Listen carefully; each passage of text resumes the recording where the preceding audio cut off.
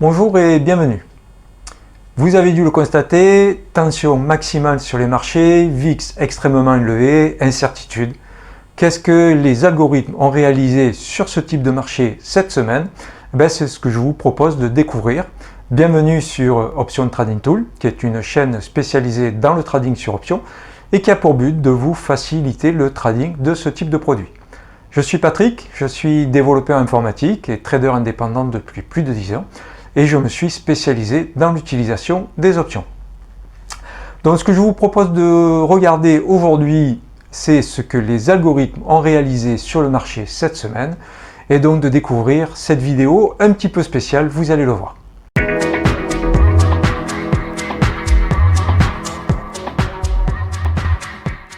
Alors avant de rentrer dans le vif du sujet, des statistiques que j'ai pour habitude de vous présenter, je souhaiterais décrire un petit peu le contexte géopolitique et géoéconomique qui est en train de se dessiner sous nos yeux et qui évidemment conduit à la situation que nous connaissons aujourd'hui sur le marché.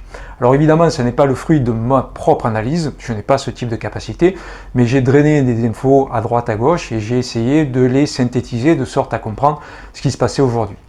Donc il semblerait que Trump souhaite réindustrialiser le pays et pour ça faire revenir les capitaux sur le sol américain.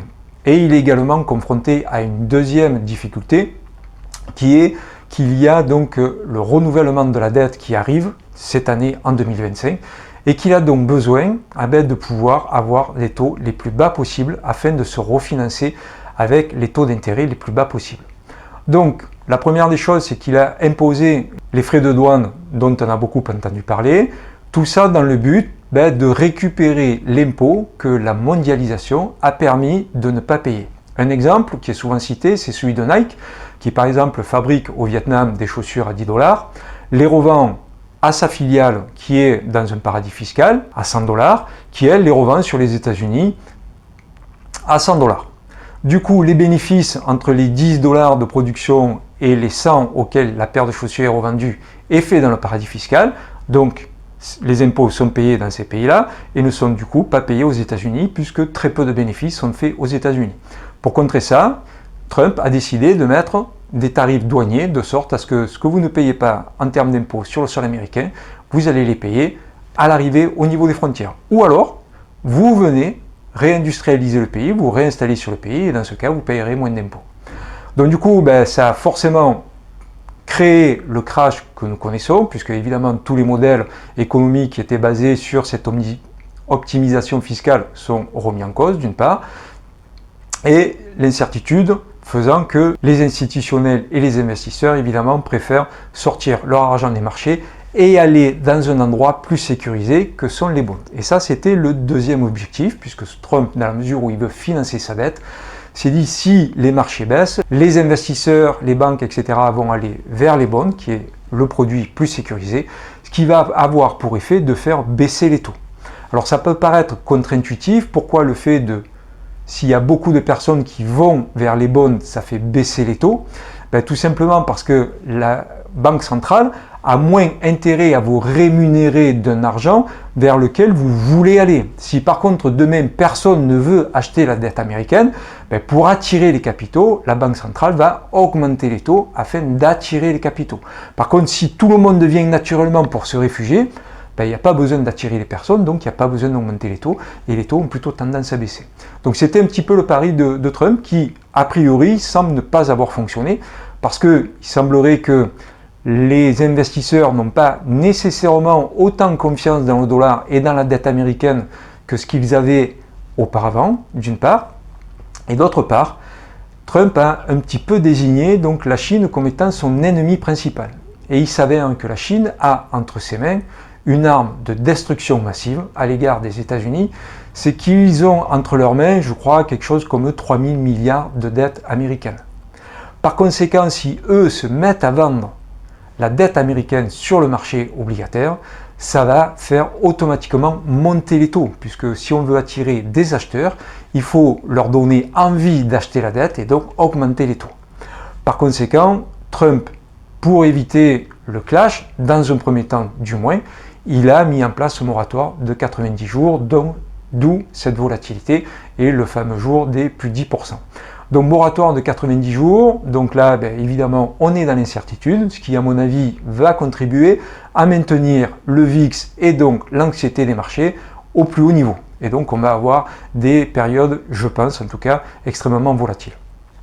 Voilà, donc c'était pour la petite introduction et la mise en contexte du marché aujourd'hui. La deuxième chose que je voulais vous présenter, c'est que pour une fois, alors je vais le faire un petit peu plus tard, mais je voulais vous présenter une courte vidéo qui m'a été envoyée par un utilisateur donc des outils que je mets à disposition.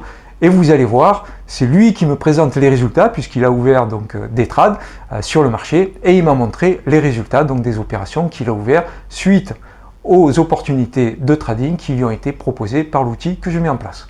Donc regardons maintenant cette vidéo et vous allez voir, c'est extrêmement impressionnant.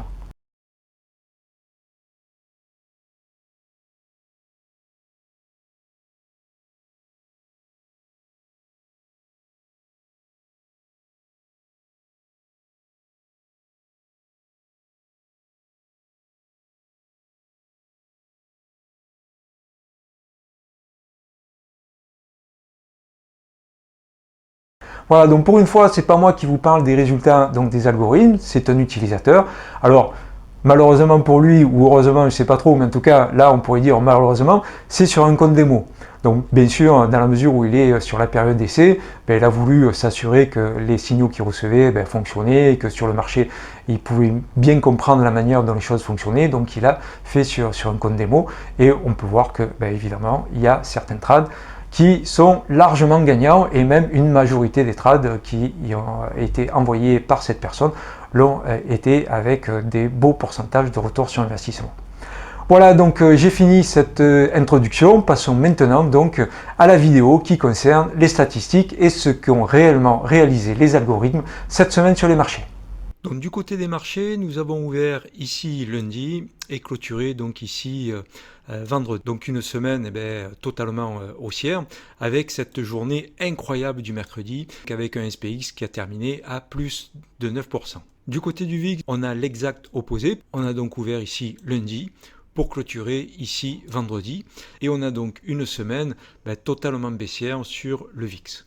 On reste toutefois sur des niveaux très élevés au niveau du VIX, puisqu'on a clôturé la semaine sur les 37, et au-delà de 25-30, on est déjà dans des niveaux élevés.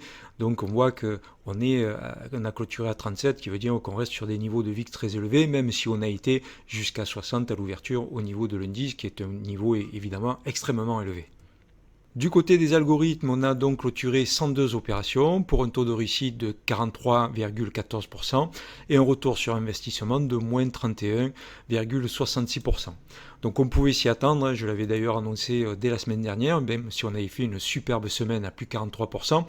Je savais qu'il y avait un ensemble d'opérations qui étaient sur le marché et qui évidemment étaient en perte latente et on voit donc la courbe qui est ici, qui est donc la courbe de l'equity curve réalisée par les algorithmes cette semaine et qui est évidemment majoritairement baissière puisqu'une bonne partie des trades qui ont donc été clôturés sur le courant de la semaine l'ont été dans le négatif malgré le rebond donc de mercredi qui n'a pas suffi à faire progresser toutes les stratégies potentiellement perdantes en stratégie devenant gagnante.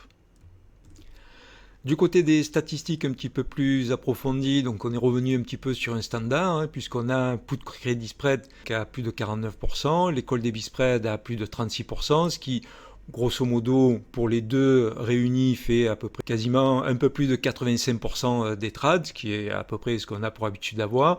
On a à nouveau donc les call debit spread qui participent majoritairement aux pertes avec 55%, mais par contre on ne participe au niveau des gains qu'à 50% puisqu'habituellement ils ont plutôt tendance à profiter au niveau des gains plutôt à hauteur de 70% voire plus.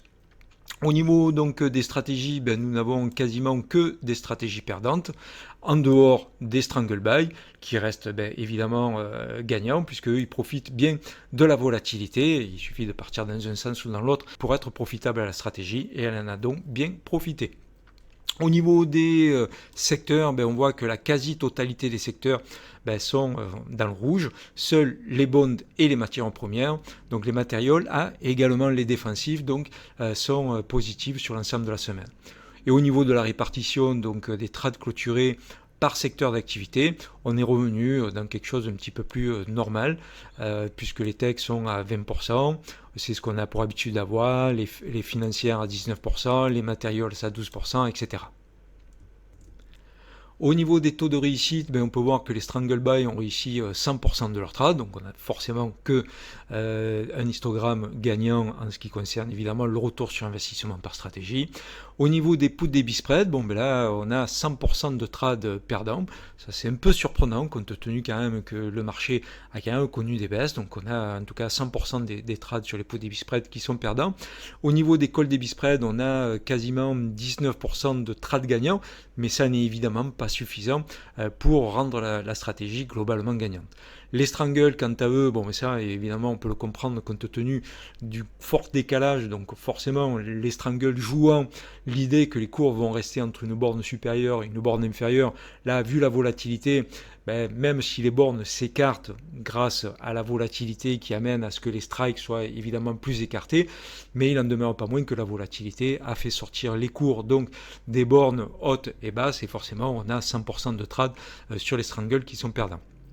Les Iron Condor, eux, par contre, qui jouent la même chose, mais avec par contre un niveau de protection, le Strangle n'a pas de protection, on a à peu près 43% de trades gagnants, mais évidemment ce n'est pas suffisant pour rendre la stratégie globalement gagnante, et il en est de même pour les put credit spread qui n'ont que 56% de trades gagnants.